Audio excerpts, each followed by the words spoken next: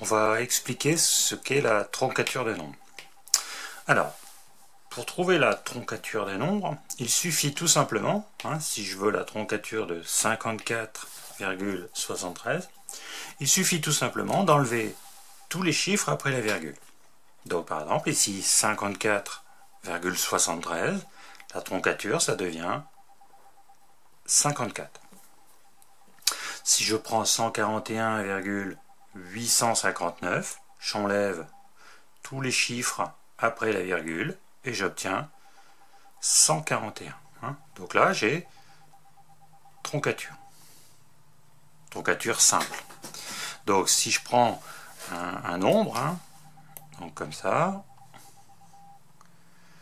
on va faire un petit schéma avec voilà, un nombre. En fin de compte, pour avoir la troncature, je supprime tout ce qui se trouve après la virgule. Voilà, donc là j'ai la troncature. Et donc la troncature, c'est quoi? Eh bien, c'est la partie entière du nombre. Voilà, c'est ça la troncature. Alors après, on peut aussi, on trouve ça, on pourrait faire des troncatures au dixième. Donc ici, on pourrait faire une troncature au dixième, ça veut dire au dixième, 8 est le chiffre des dixièmes.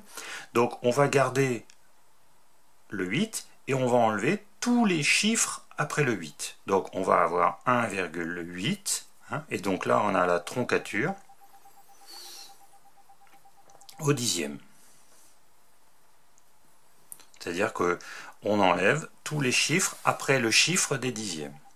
Et ainsi de suite, on pourrait définir une troncature au centième. Donc on va aller chercher le chiffre des centièmes et on va enlever tous les chiffres après le chiffre des centièmes. Donc ici, par exemple, ça fera 31,49. Donc troncature au centième. Globalement, la troncature, elle est surtout utilisée pour extraire juste la partie entière, mais on peut définir une troncature dixième, centième, millième et ainsi de suite.